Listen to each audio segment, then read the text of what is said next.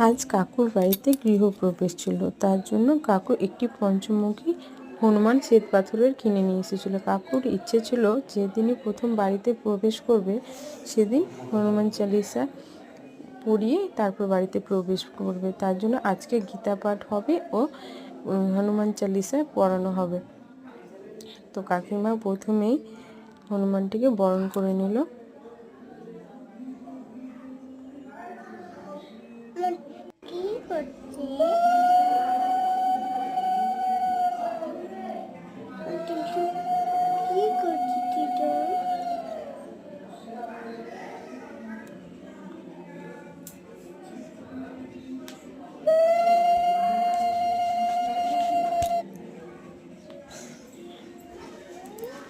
আমি বাইরে থেকে ভেতরটা একটু আপনাদেরকে দেখিয়ে দিলাম। এখানে গীতা পাঠ হচ্ছিল, ভাগবত গীতা পাঠ।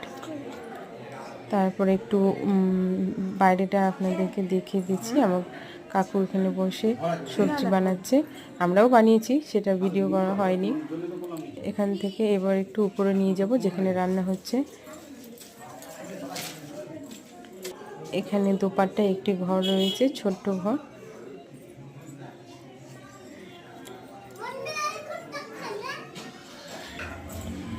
তারপর আমি ছাদে উঠে আসলাম। এখানে রান্না করছে,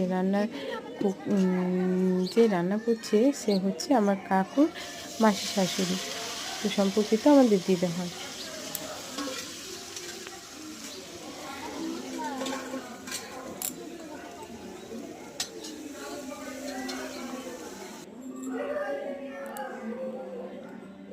তারপর গীতা পাঠ, হনুমান চালিসা পাঠ করা হয়ে গেছে। এরপরের ভিডিওগুলো আমি আপনাদের কাছে শেয়ার করছি। আমি একটু কাজে ব্যস্ত থাকায় যখন গীতা পাঠ বা হনুমান চালিসা পাঠ হচ্ছিল তখন সেখানে গিয়ে উপস্থিত থাকতে পারিনি। বাড়িতে একটু পুজো পাঠ হলে তো অনেক কাজ থাকে, তো সেদিকে আমি ব্যস্ত ছিলাম। তারপরে পুজো শেষে যখন আসলাম তখন একটু ভিডিও, একটু ছবি তুলে নিলাম, সেটা আপনাদের সাথে শেয়ার করলাম। আপনাদের কেমন লাগলো ভিডিওটা প্লিজ কমেন্ট করবেন, আর একটু আমার পাশে থাকবেন। আমি ছোট ইউজার বলে আমাকে কখনো ফেলে দেবেন না please.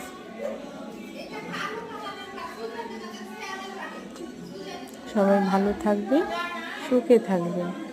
Good night, bye bye friend.